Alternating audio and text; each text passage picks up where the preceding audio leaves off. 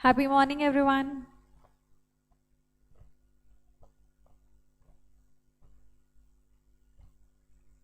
So, one of the most important, in fact, the most important chapter of ESG, chapter number 18 जो है हमारा, क्यों सबसे important है? इतना important मेरा लैपटॉप नहीं चल रहा, ओके क्योंकि ये चैप्टर कितने मार्क्स का है? 20 मार्क्स का सिर्फ एक चैप्टर है हमारे सिलेबस में. नाउ टेल मी, क्यों लगता है कि ये चैप्टर 20 मार्क्स का हो सकता है? Like why so much weightage to just one chapter, जहाँ पर हम कंपनीज एक्ट के इतने सारे प्रोविजंस कर रहे हैं. हमारे जो दूसरे चैप्टर्स है, सेक्रेटरियल स्टैंडर्ड्स के ऊपर है, कमिटीज़ के ऊपर है, LODR के प्रोविजंस हम पढ़ रहे हैं. वहाँ पर किसी को 20 मार्क्स का चैप्टर नहीं बोला है. यहाँ रिस्क मैनेजमेंट, वाई?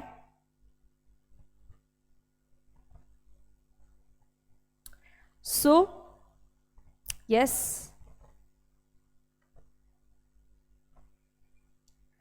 So, अगर बिजनेस कर रहे हैं, बहुत तरह के रिस्क हमें फेस करने पड़ते हैं, दैट इज़ वन.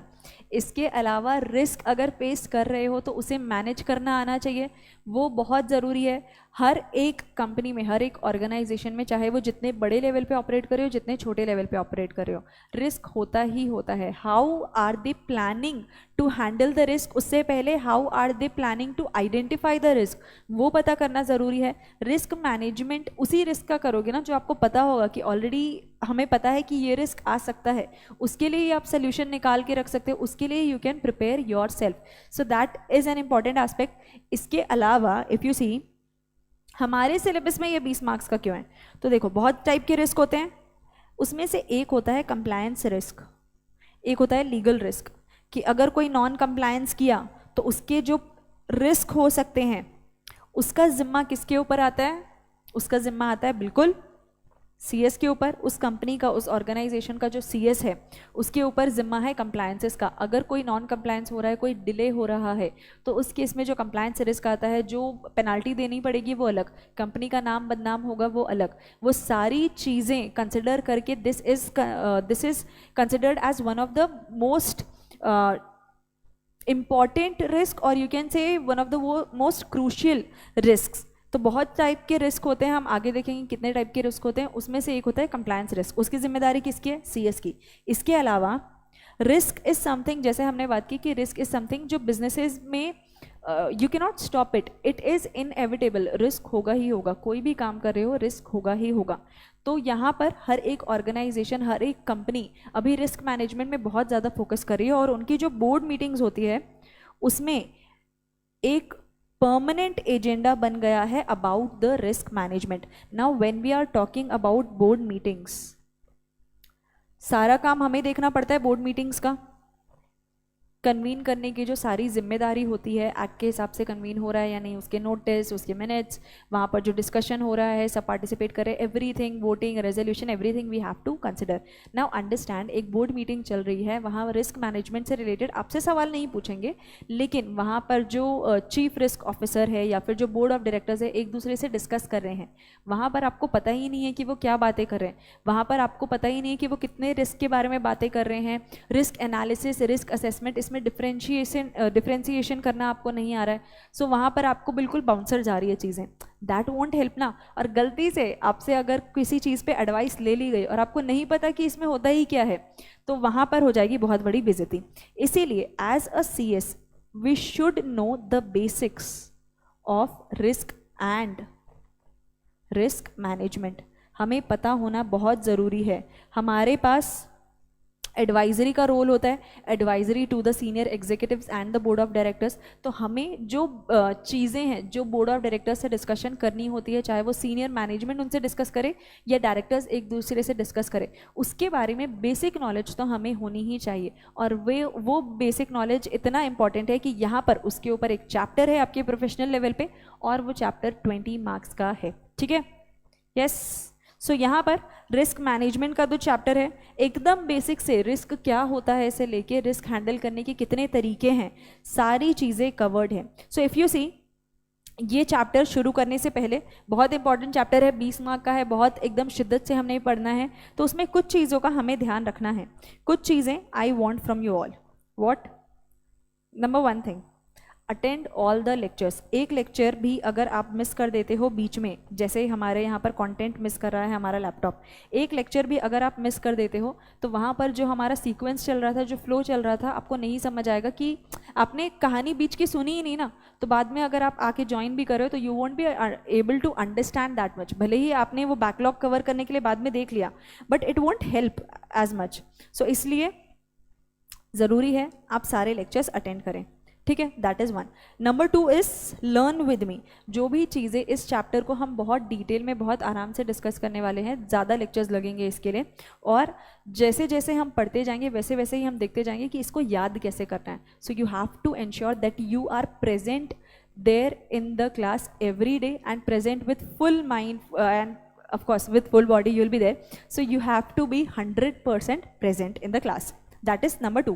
इसके बाद नंबर 3 इज रिवाइज डेली। एक बार जो चीज़ मैं आपको बता रही हूँ वो हम पूरा डिस्कस करेंगे, अंडरस्टैंडिंग उसकी पूरी लेंगे, उसके बाद आपको लेक्चर हो जाने के बाद शाम में वो चीज़ रिवाइज करनी है। कर सकते हैं, रोज़ आप लोग रिवाइज कर ही रहे हैं आई बिलीव, जितना मुझे पता है you are revising everything from all the lectures every day. So ensure that this too you are revising every day. और अगर हो सकता है क्यूमुलेटिव रिवीजन करो, आज का पढ़ा, अगर सेकेंड लेक्चर है तो फर्स्ट और सेकेंड लेक्चर दोनों का साथ में वापस पढ़ो, थर्ड डे पे तीनों लेक्चर में जो भी पढ़ा उसको साथ में रिवाइज करो। That will really help. 20 marks में हमें 15 to 18 लाना ही लाना है। टारगेट 20 का रखेंगे, कुछ मार्क्स तो डिडक्ट होंगे ही ना, so you have to target 18 I believe, और उसके लिए मेहनत करनी पड़ेगी जो यहाँ पर रिक्वायर्ड है। चौथी चीज़, attend you all the lectures, learn with me, revise every day. Fourth thing, जो पूरा हम ये चैप्टर करेंगे ना, it will be with the help of the charts, ठीक है। तो ये चार्ट्स एक तो आप अपने फेयर नोट में बना रहे हैं मेरे साथ, इसके अलावा आई वुड सजेस्ट एक बार लेक्चर हो जाने के बाद आपने एक बार रिवाइज कर लिया, एक बार रफ नोट में किसी भी कोई भी आपका रफ नोट में किसी भी तरीके से, मतलब बहुत ज़्यादा आराम से नहीं लिखना है, बहुत जल्दी जल्दी भी लिखना है, आपकी मर्जी है, एक बार रफ नोट में अपने तरफ से भी वो चार्ट्स बना लो। तो उससे होगा क्या, मैंने पढ़ा दिया, आपने रिवाइज कर दिया, वो डबल हो गया। मैंने चार्ट्स बनवा दिए, मेरे साथ आपने बनवाए, और बाद में आपने फिर से खुद से मेहनत करके एक बार और चार्ट बनाया, वो कॉन्सेप्ट बिल्कुल दिमाग में चिपक जाएंगे, निकालना चाहो तो भी नहीं निकलेंगे। सो ये चीज़ आप करेंगे and you will be so very well prepared for the exam. So very well नहीं, very well prepared for the exams, ठीक है। कर सकते हैं, यस। चलो, अब यहाँ अंडरस्टैंडिंग के पर्सपेक्टिव से हम सारी चीज़ें पढ़ रहे हैं, एग्जाम पर्सपेक्टिव से आई विल टेल यू कि क्या क्या चीज़ें आपको एग्जाम के लिए पढ़नी है और कैसे पढ़नी है। सबसे पहली चीज़, रिस्क क्या होता है वो दिया हुआ है इधर। रिस्क क्या होता है? रिस्क नहीं, this is business, yes this is risk. Risk is exposure to the possibility of loss, injury और other adverse or unwelcome circumstance, a chance or situation involving such a possibility. What is risk? Just read again जो मैंने highlight किया है।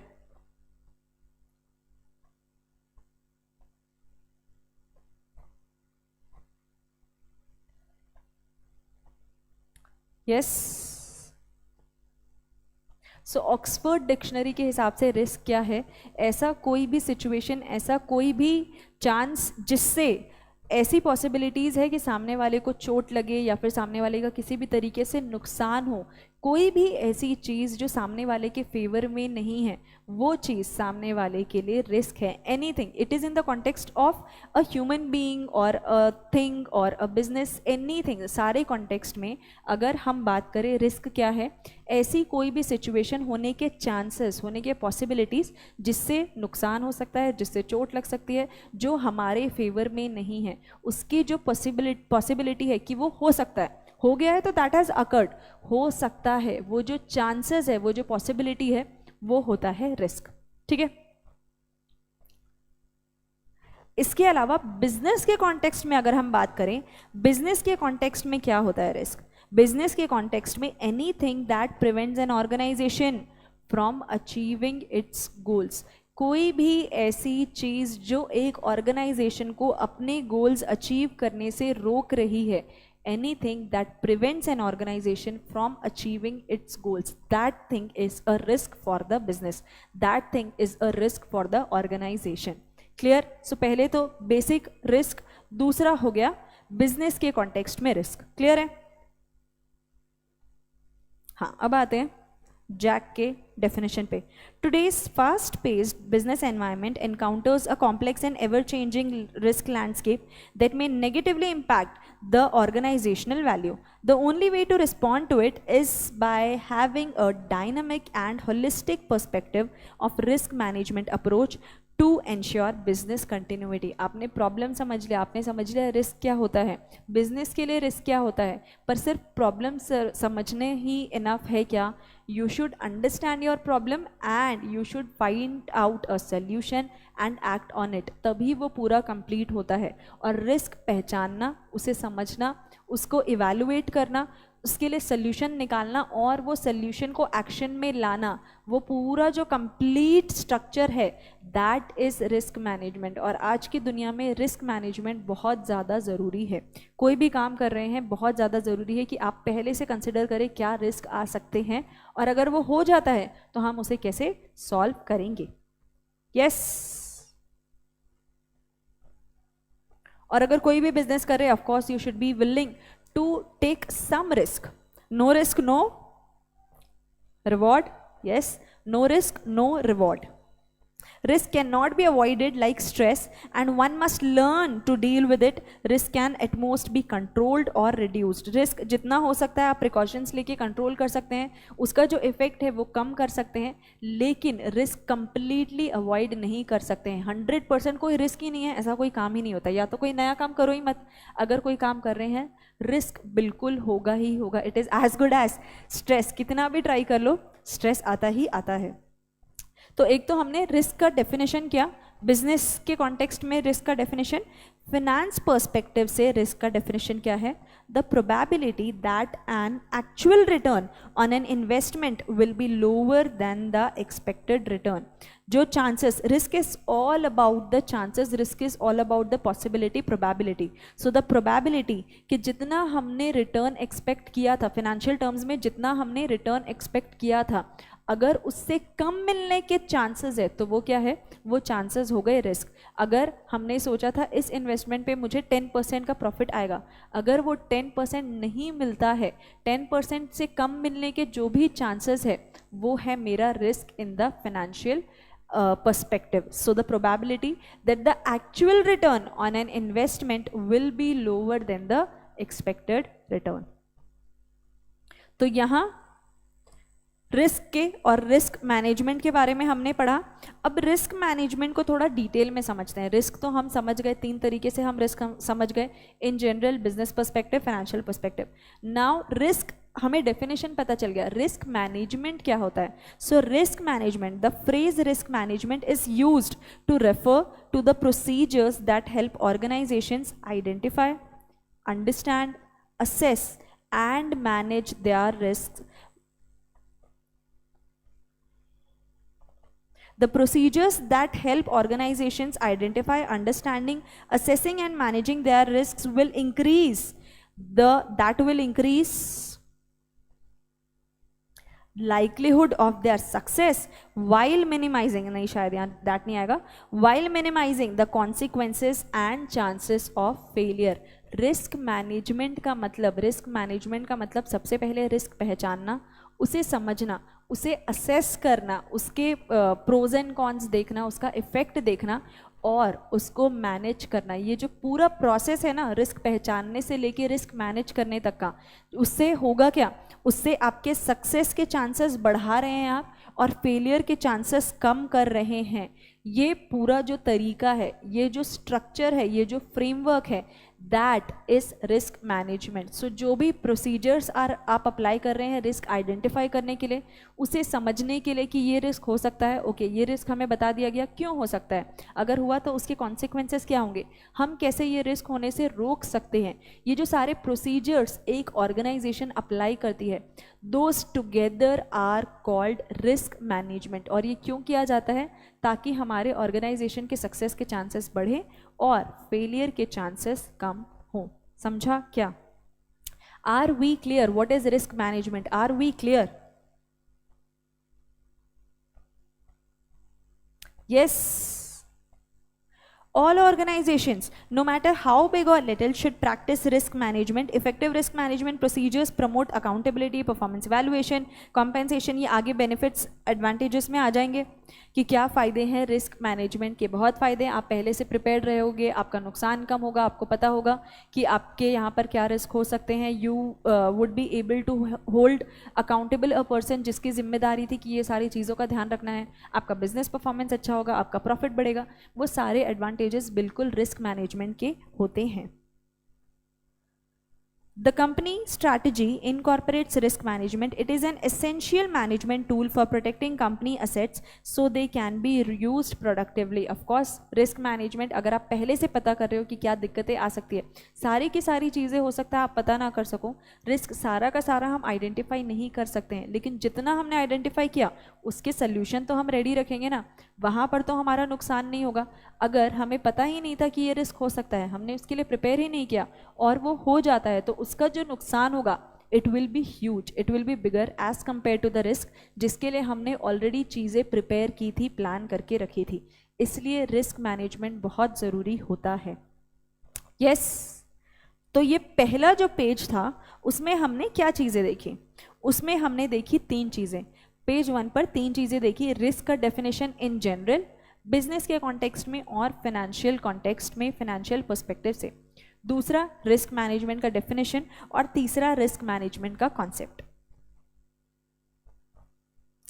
So risk management अगर मैं बोलूं, risk management अगर risk management से रिलेटेड जो भी क्वेश्चन आता है, रिस्क मैनेजमेंट के जो स्टेप्स हैं आपसे वो पूछे, या फिर रिस्क मैनेजमेंट के ऊपर शॉर्ट नोट्स पूछे, रिस्क मैनेजमेंट के एडवांटेजेस पूछे, रिस्क मैनेजमेंट का इंपॉर्टेंस पूछे, नीड पूछे, कुछ भी पूछे, आपकी आंसर की शुरुआत कैसे होगी?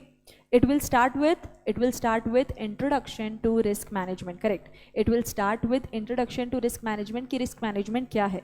उसके लिए बहुत ज़रूरी है कि ये आपको by heart याद हो। So risk management, इसका जो कॉन्सेप्ट है ये हमें बिल्कुल याद करना है, और याद हम कैसे करेंगे? चार्ट के तरीके से। सो रिस्क मैनेजमेंट क्या होता है? It refers to the procedures that help the organisation. किस चीज़ में ऑर्गेनाइजेशन को हेल्प करते हैं ये प्रोसीजर? रिस्क मैनेजमेंट क्या है, वो क्या करते हैं और उससे क्या होगा? ये 3 चीज़ें ही आंसर अगर आप कर लेते हैं तो आपका रिस्क मैनेजमेंट का जो डेफिनेशन है वो आपको याद हो जाएगा। ठीक है, हर एक आंसर जहाँ पर आप रिस्क मैनेजमेंट के बारे में लिख रहे हैं वहाँ आप ये 3 लाइन लिख सकते हैं। सो सबसे पहले रिस्क मैनेजमेंट क्या है, प्रोसीजर्स है, क्या करते हैं वो? It helps the organisation in what? In identifying, in understanding, in assessing and in managing what? In managing the risk identify करने में, अंडरस्टैंड करने में, असेस करने में और मैनेज करने में जो प्रोसीजर्स अप्लाई होते हैं वो है रिस्क मैनेजमेंट के प्रोसीजर्स। उससे होगा क्या? It will increase the likelihood of your success and it will minimise the consequences and chances of your failure. That is risk management for you. So risk management एक बार मेरे साथ बिना charts देखे, risk management क्या है? Procedures है, क्या करते हैं? हेल्प करते हैं ऑर्गेनाइजेशन को किस चीज़ में? 4 चीज़ों में, इन identifying, in understanding, in assessing and in managing the risk. उससे होगा क्या? उससे होगा ये, it will increase the likelihood of success and it will reduce the chances of failure. ठीक है, this is risk management.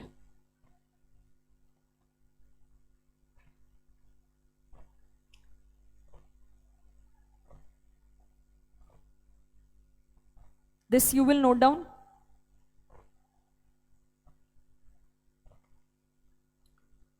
Okay, you can pause the lecture and note down. और जो लाइव देख रहे हैं वो स्क्रीनशॉट ले सकते हैं। We'll move to the next topic, क्योंकि ये जल्दी जल्दी आज हमें ख़त्म करना है। Okay, next, advantages of risk management. Risk management के फ़ायदे क्या हैं? पहले समझते हैं फिर देखेंगे उसको याद कैसे करना है। पहली चीज, strategic planning involves risk management heavily. The main objective strategic planning जो एक कॉर्पोरेट कोई भी स्ट्रैटेजिक प्लानिंग करती है कि उन्हें कितने इन्वेस्टमेंट करने हैं, कहाँ इन्वेस्टमेंट करना है, कहाँ बिजनेस ग्रो करना है, कहाँ पर डिसइन्वेस्टमेंट करना है, और क्या एक्टिविटीज़ कर सकते हैं बिजनेस एक्टिविटीज़, और किस लोकेशन पे काम कर सकते हैं, वो सारे जो डिसीजंस होते हैं those are strategic decisions. So it involves the risk management heavily. The main objectives of a successful risk management strategy are to detect and evaluate potential hazards. Risk is always about the possibility, the probability. Risk is always about the future. Following are the benefits. In the long run, risk management always saves a large amount of money and reduces the need for firefighting.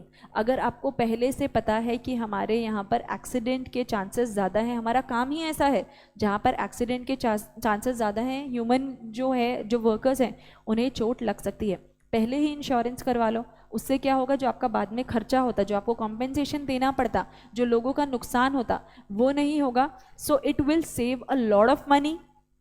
Yes, that is risk management only. आपने पहले identify कर लिया कि क्या दिक्कत हो सकती है और आपने उसके रेजोल्यूशन के लिए प्लान बना लिया. दूसरा, it creates solid contingency plans. आगे क्या होगा, क्या हो सकता है, क्या नहीं हो सकता है, उसके लिए आपने पहले से प्लानिंग कर ली. It can aid in making plans and getting ready for chances that present themselves throughout a project or business. It aids in making plans and getting ready for chances. कभी भी रिस्क मैनेजमेंट, जब भी हम कोई risk consider कर रहे हैं, we consider the positive impact also. Negative impact बिल्कुल कंसिडर करते हैं, पॉजिटिव इम्पैक्ट, अपॉर्चुनिटीज़ भी कंसिडर करते हैं कि अगर ये चीज़ हो गई तो इसका हम सोल्यूशन क्या निकालेंगे, उससे कुछ फ़ायदा हमारा हो सकता है क्या. So it helps you in making plans as well.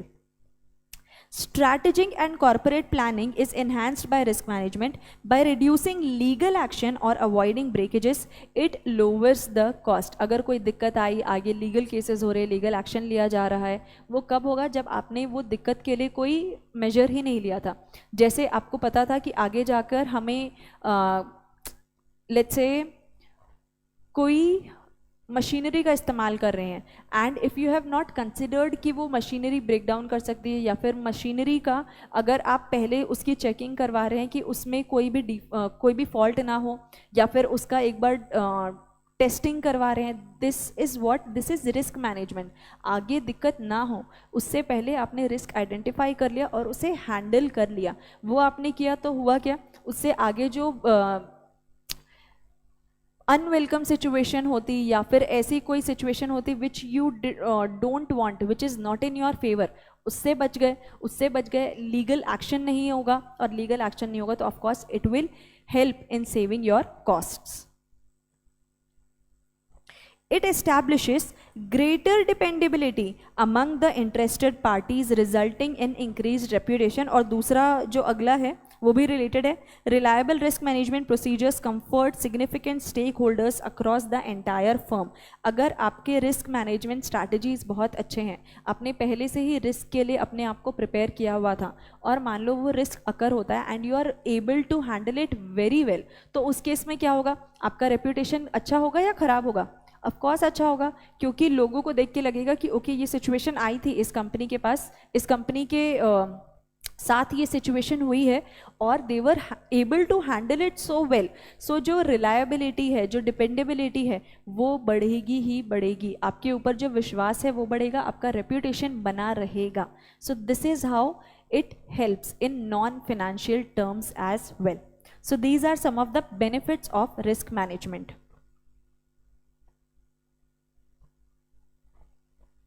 चलो बेनिफिट्स भी हम लिख लेंगे. पैसा, प्लान और विश्वास. एडवांटेजेस ऑफ रिस्क मैनेजमेंट, ये कैसे याद कर सकते हैं, जो 6 पॉइंट्स हैं ना वो 3 कैटेगरीज में हैं. किस तरीके से फ़ायदा कर सकता है, पैसा से रिलेटेड 2 पॉइंट्स थे, प्लान से रिलेटेड 2 पॉइंट्स और विश्वास से रिलेटेड 2 पॉइंट्स. पैसा से रिलेटेड क्या था, सबसे पहला वाला था it saves money, it reduces the need of fire fighting. आपको पहले से पैसे बचेंगे अगर आपने पहले से सारी चीज़ें कंसिडर की है कि कहाँ इंश्योरेंस करवाना है and everything. It lowers cost by reducing legal actions, avoiding breakages. आपको पहले से पता है कि कोई सिचुएशन हो सकती है, मान लो पहले से पता है कि अगर हम इतने एम्प्लॉयज़ काम करवा रहे हैं, हो सकता है वो लोग अचानक से प्रोटेस्ट कर दें, अगर आपने वो भी कंसिडर किया है कि अगर सब एम्प्लॉयज़, आपको लग रहा है कि कोई दिक्कत आ सकती है, you have identified the risk and you have come up with a solution कि अगर ये होता है तो हम क्या करेंगे, तो उससे क्या किया, उससे आपने जो लीगल एक्शन लिए जाते हैं उसको पहले से ही उसके चांसेस कम कर दिए, उससे आपके पैसे बच रहे हैं. So this is how it is related to पैसा. So first it helps in saving money and second it helps in lowering the cost by reducing the legal actions, by reducing the chances of breakages.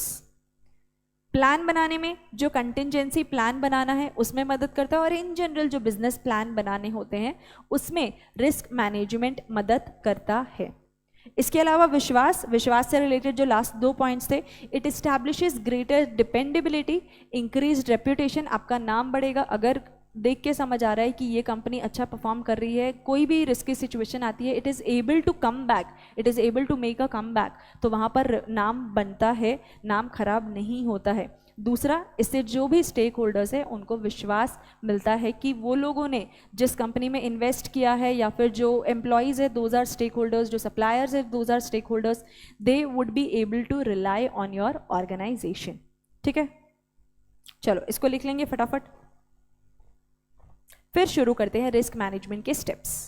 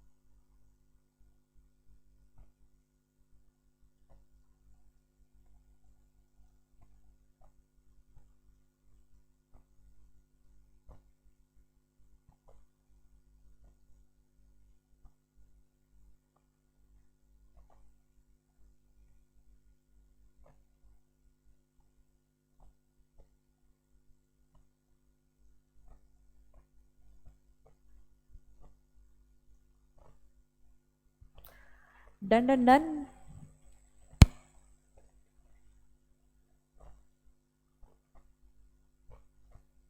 Now next steps in risk management process. Risk management की खूबियां हमने समझ ली, risk management क्या होता है वो हम समझ गए। रिस्क मैनेजमेंट के स्टेप्स क्या हैं? सो स्टेप्स, 4 स्टेप्स है रिस्क मैनेजमेंट के। There are 4 steps in risk management. It starts with definitely identifying कि क्या रिस्क होता है और ख़त्म किस पे होगा कि रिस्क को हम हैंडल कैसे करें। बहुत सारे तरीके होते हैं रिस्क हैंडल करने के। सो पहला तो रिस्क आप पहचानोगे और लास्ट आप रिस्क को रिजॉल्व करने की कोशिश करोगे। उसके बीच के जो 2 स्टेप्स हैं वो है रिस्क एनालाइज करना और रिस्क असेस करना। रिस्क एनालाइज और असेस में फ़र्क क्या होता है, ये जब हम दोनों कर लेंगे उसके बाद आप मुझे बताओगे कि दोनों में फ़र्क क्या था। ठीक है? सो रिस्क आइडेंटिफाई करना, एनालाइज करना, असेस करना और हैंडल करना, ये 4 स्टेप्स हैं। Risk identification, analysis, risk assessment and handling of risk, these are the 4 steps. ये पूरे जो चारों स्टेप्स है ये मिला के हम बोलते हैं एक रिस्क को हमने कैसे मैनेज किया है। सो यहाँ रिस्क आइडेंटिफिकेशन क्या है? सबसे पहली चीज, रिस्क आइडेंटिफिकेशन को रिस्क डिटेक्शन भी बोलते हैं। Risk identification is also called risk detection. Risk detect कर रहे हैं तो अगर एग्जाम में आइडेंटिफिकेशन की जगह क्वेश्चन आ जाता है रिस्क डिटेक्शन तो ये मत सोचना हमने पढ़ा ही नहीं है, बोथ आर द सेम। अब यहाँ रिस्क आइडेंटिफिकेशन क्या होता है और उसका इंपॉर्टेंस क्या है, उसका स्कोप क्या है, ये सारा कुछ यहाँ पर कवर्ड है। सो रिस्क आइडेंटिफिकेशन, सबसे पहली चीज तो it is the first step of the risk management process. Risk management का जो प्रोसेस है उसमें सबसे पहला स्टेप क्या है? Risk identification, risk detection. तो दिस इज द फर्स्ट। इसके बाद risk managers will not be able to control these unidentified risks if they are unsuccessful in recognizing all potential losses or gains that pose a threat to the firm। जो risk आप identify नहीं कर पाए हो वो आप manage ही नहीं कर पाओगे, आपको पता ही नहीं था कि ये रिस्क आ सकता है, तो उसके वजह से जो भी आपको नुकसान होता है या जो भी अपॉर्चुनिटीज़ मिलते, you were not prepared for that. इसीलिए सबसे पहला और सबसे इम्पॉर्टेंट जो स्टेप है रिस्क मैनेजमेंट का, दैट इज रिस्क आइडेंटिफिकेशन। क्योंकि जो रिस्क मैनेजर्स आइडेंटिफाई ही नहीं कर पाते हैं वो आगे के स्टेप्स उस रिस्क के लिए लेंगे ही नहीं, वो मैनेज ही नहीं होगा, the firm won't be prepared for that risk। Ensuring that all potential project risks are detected is the goal of the risk identification process। इस प्रोसेस का गोल क्या है? जितने रिस्क हो सकते हैं, जितने रिस्क आने के चांसेस हैं, जो भी प्रोजेक्ट हो रहा है, रिस्क मैनेजमेंट कब किया जाता है? जब भी आप बिजनेस कर रहे हैं ऑनगोइंग बेसिस पे रिस्क मैनेजमेंट का प्रोसेस होता है। इसके अलावा कोई नया प्रोजेक्ट अगर उठा रहे हैं तो उस प्रोजेक्ट को करने से पहले भी रिस्क मैनेजमेंट का प्रोसेस होता है कि क्या क्या रिस्क आएगा। अगर हम एक पर्टिकुलर जगह पर नया बिजनेस शुरू कर रहे हैं, एक नया प्रोजेक्ट शुरू कर रहे हैं, तो वहाँ पर क्या रिस्क हो सकती है, अगर वो हुआ तो उससे कितना नुकसान हो सकता है, उसको अगर वो होता है उससे कितने फ़ायदे हो सकते हैं, अगर वो नुकसान होता है वो फ़ायदा होता है, हमें किसको किसको रिपोर्टिंग करनी पड़ेगी, क्या क्या कंप्लायंसेस करने पड़ेंगे, और लास्ट में हम उसे हैंडल कैसे करेंगे, हम कुछ प्रिकॉशंस ले सकते हैं या फिर वो अगर अकर होगा ही तो क्या सॉल्यूशंस निकाले जा सकते हैं। ये पूरा कंसिडर किया जाता है before starting the project. So the primary goal of risk identification process is to ensure that all potential project risks are detected। yes, ultimate goal, ये तो हो गया इस स्टेप का goal. Ultimate goal is to maximise the benefits of project possibilities while minimizing the negative effects of project setbacks and threats. जो हमने in general भी risk management की बात की कि अगर आप रिस्क मैनेज करते हो तो it helps you in increasing the chances of your success and minimizing the chances of your failure। वैसे ही रिस्क आइडेंटिफाई अगर आप कर रहे हो तो उसका जो अल्टीमेट गोल है, जो मेन उद्देश्य है, it is to maximise the benefits of the project possibilities की क्या क्या हो सकता है, पॉसिबिलिटीज जो पॉजिटिव पॉसिबिलिटीज है वो बढ़ाना और नेगेटिव जो कॉन्सिक्वेंसेज होंगे वो कम करना। That is the ultimate goal. Finally, the goal of risk identification is to supply data for the following stage of the risk management process. Of course, अगले स्टेप के लिए पहले स्टेप का आउटपुट जो होता है वो अगले स्टेप का इनपुट होगा, एक स्टेप का जो आउटपुट है अगले स्टेप का वो इनपुट होगा. सो यहाँ पर जो अगला स्टेप है वो उस स्टेप पे आप तभी जा पाओगे जब आपने फर्स्ट स्टेप के ऊपर पूरा काम कर लिया है. सो एक गोल जो रिस्क आइडेंटिफिकेशन का होता है वो ये भी होता है कि जो हमारा अगला स्टेप है रिस्क मैनेजमेंट प्रोसेस में, अगला स्टेप क्या है, रिस्क एनालिसिस. तो रिस्क एनालिसिस के लिए जो डेटा की ज़रूरत होगी, जो इन्फॉर्मेशन की ज़रूरत होगी, वो कहाँ से आएगा, पहले स्टेप से, रिस्क आइडेंटिफिकेशन के स्टेप से. So this can be considered as the meaning of risk identification, risk detection. और नीड के तरीके से भी आपसे सवाल पूछा जा सकता है. What is the need, what is the importance, what is the significance, what is the scope of risk identification. Her case में आपको यही जवाब लिखना है, 5 पॉइंट्स. ये 5 पॉइंट्स याद कैसे करेंगे वो आई टेल यू. है मेरे पास पूरा इंतजाम है, थम जाओ, सुन लो पहले. ये तो हमने समझ लिया रिस्क आइडेंटिफिकेशन क्या है. रिस्क आइडेंटिफिकेशन का प्रोसेस क्या है, कैसे रिस्क आइडेंटिफाई करते हैं. सुबह गए ऑफिस, क्या करना है, अब रिस्क आइडेंटिफाई करना है, कैसे, प्रोसेस तो बताओ. बहुत आसान. कोई भी काम आपको करना है, जैसे मैंने आप लोगों को एक चीज़ गूगल करने के लिए बोली थी पिछले क्लास में, CSR के क्लास में. There was something, no, the difference between CSR and social governance. अब उसके लिए आपने क्या किया, सबसे पहले तो आपने सोचा कि अगर उसका जो डिफरेंस है वो मैं कैसे, मुझे ढूंढना है, कहाँ ढूंढना है, वो आपने प्लान किया. उसके बाद आपने गूगल ओपन किया, जो भी आपको वेबसाइट्स पे चेक करना था आपने वहाँ से इन्फॉर्मेशन गैदर की. अब आपको इन्फॉर्मेशन मिल गया दोनों के बीच में डिफरेंस क्या है, उसको आपने नोट डाउन किया. राइट, उस चीज़ को आपने नोट डाउन किया. तो जब नोट डाउन कर रहे थे आपने उस वक्त तय किया कि अगर मुझे ये डिफरेंस लिखना है, मुझे ये टेबल फॉर्म में लिखना है, या दोनों को मुझे पहले एक को लिखना है उसके बाद दूसरे को लिखना है, मुझे किस तरीके से कौन से पॉइंट्स लिखने हैं, वो सारा आपने टेक्निक सोचा कि ये अप्लाई करना है. और फिर फाइनली आपने वो लिखा था. यस, वैसा ही होता है रिस्क आइडेंटिफिकेशन का प्रोसेस. सबसे पहले तो सिस्टमेटिक प्रोसेस क्रिएट करना कि हमारा उद्देश्य क्या है, क्या करना क्या है हमें, वो तय करना. उसके बाद इंफॉर्मेशन इकट्ठा करना फ्रॉम वेरियस सोर्सेस, जगह जगह से वो इंफॉर्मेशन कलेक्ट करना. Applying risk identification tools and techniques, कौन सा टेक्निक हमें अप्लाई करना है, बहुत सारे टेक्निक्स होते हैं, वो अप्लाई करना. डॉक्यूमेंटिंग द रिस्क, उसको नोट डाउन करना. Documenting the risk identification process, क्या प्रोसेस हमने अप्लाई किया था और वो कितना इफेक्टिव था, वो असेस करना. This is the process of risk identification और रिस्क डिटेक्शन, या फिर इसको बोल सकते हैं the steps involved in risk identification और risk detection. So, taking an inventory of the possible project risks that can have an impact on project delivery is the first step in the risk identification process. For effective risk management throughout the project, this stage is essential to ensure that all potential dangers are found. The procedure must be rigorous. The following actions are to be taken. So यहाँ पर risk identification का importance हमें पता चल गया है. अगर कोई चीज़, कोई इनपुट ही अगर आप गलत ले रहे हो तो उसका आउटपुट तो डेफिनेटली गलत होगा. यहाँ पर भी रिस्क मैनेजमेंट में जो पहला इनपुट है, that is gathering the types of risk, that is gathering the information about various kinds of risk that can occur. Risk identify करना कि क्या क्या रिस्क होगा. पूरे रिस्क मैनेजमेंट प्रोसेस का ये इनपुट है, पहला इनपुट है. अगर यही सही नहीं हुआ तो हमारा पूरा प्रोसेस सही होगा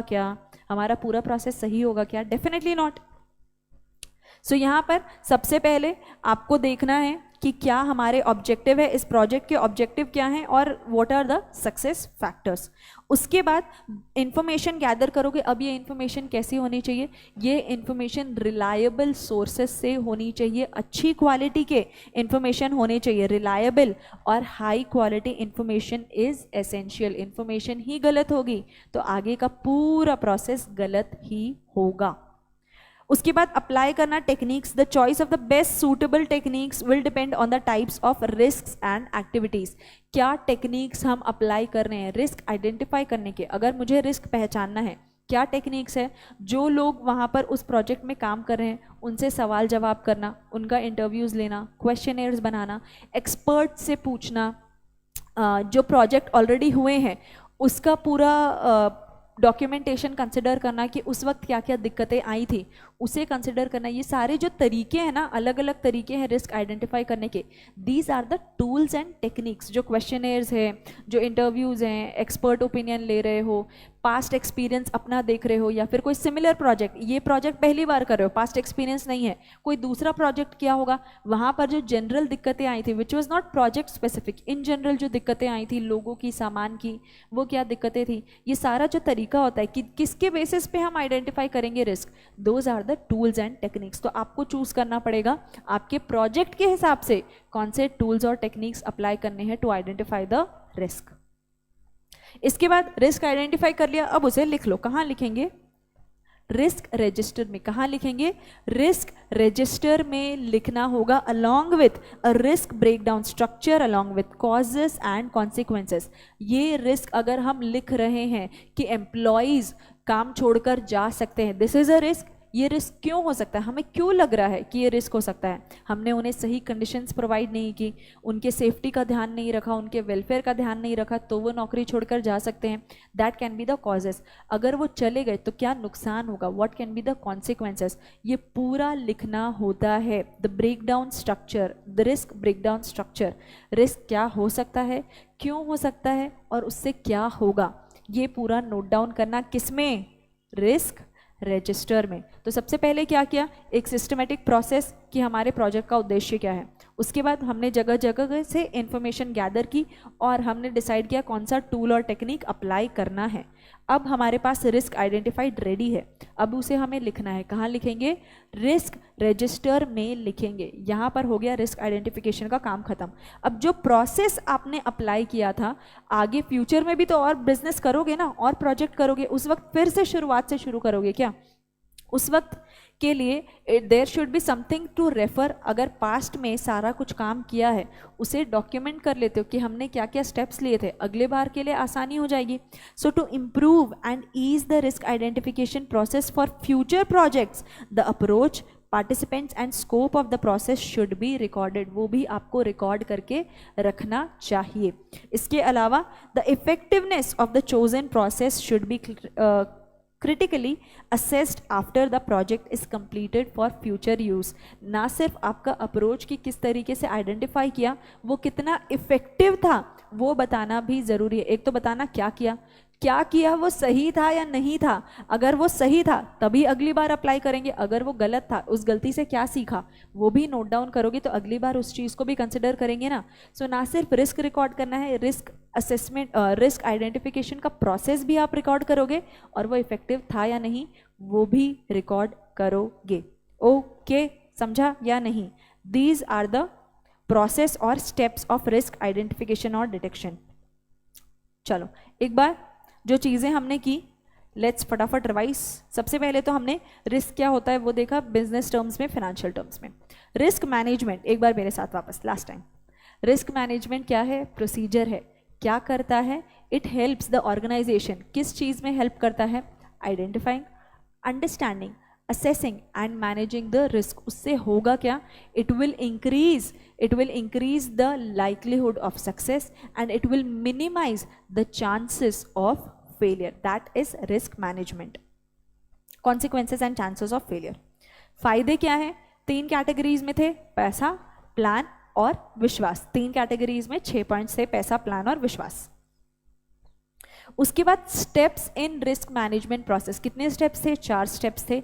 रिस्क पहले आइडेंटिफाई करना, असेस और एनालाइज। पहले एनालाइज है उसके बाद असेस है। So risk identification, risk analysis, risk assessment and last handling the risk. ये हो गया, ये लिखना है हमें, एक बार रिवाइज करें। रिस्क आइडेंटिफिकेशन क्यों जरूरी है? सबसे पहली चीज तो it is the first step of risk management process. It is the first step of risk management process. इस स्टेप के गोल्स क्या हैं? तो 3 गोल्स थे। एक तो उस स्टेप का गोल क्या है? टू एंश्योर कि जितने रिस्क हैं सारे हमने डिटेक्ट कर लिए। इंश्योरिंग all possible और potential project risks are detected। सबसे पहला ये गोल। दूसरा गोल क्या है, अगले स्टेप के लिए इंफॉर्मेशन चाहिए थे ना, so supplying data for following step of risk management और next step of risk management. तो खुद का स्टेप का इंटेंशन क्या था, सारे रिस्क डिटेक्ट करें, अगले स्टेप के लिए इंफॉर्मेशन गैदर करें, और अल्टीमेट गोल क्या था, ultimate goal was to maximise the benefits of project possibilities and minimise the negative effects of project setbacks. तो पहला तो it is the first step, दूसरा तीसरा और चौथा गोल्स थे, हमारा प्राइमरी गोल, अगले स्टेप के लिए गोल और ultimate goal.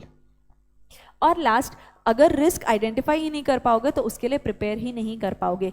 Unidentified risk can not be controlled, it is a threat for the project, threat for the business.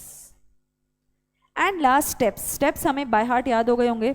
सबसे पहले एक सिस्टमेटिक प्रोसेस क्रिएट करना, शुरुआत करना कि हमारे प्रोजेक्ट के ऑब्जेक्टिव्स क्या हैं। उसके बाद इंफॉर्मेशन गैदर करना, इंफॉर्मेशन कैसा होना चाहिए, रिलायबल और हाई क्वालिटी इंफॉर्मेशन गैदर करना। आ गया सामान। अब हमें टूल्स और टेक्निक्स अप्लाई करने हैं, टूल्स और टेक्निक्स अप्लाई करने हैं। सो चूज करना पड़ेगा हमारा एक्टिविटीज के हिसाब से, हमारे रिस्क के हिसाब से कौन सा टूल, कौन सा टेक्निक बेस्ट होगा अप्लाई करने के लिए। वी आर डन, सारी मेहनत हमने कर ली है, अब उसे नोट डाउन करना है। So documenting the risk and documenting the risk identification process, RI is risk identification process.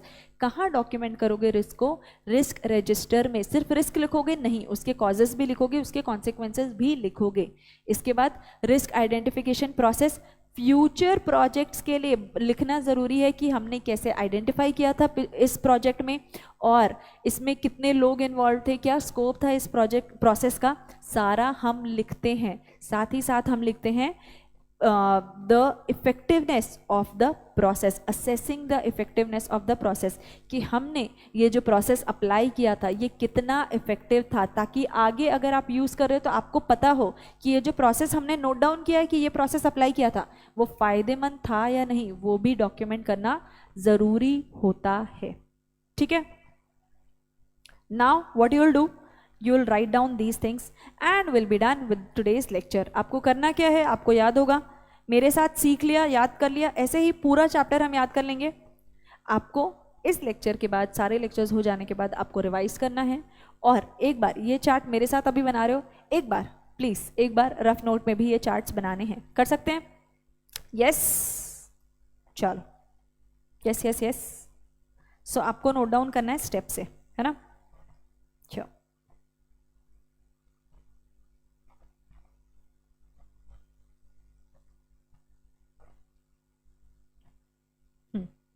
Steps और रिस्क आइडेंटिफिकेशन का meaning, need, significance, benefits, scope, it can be scope also.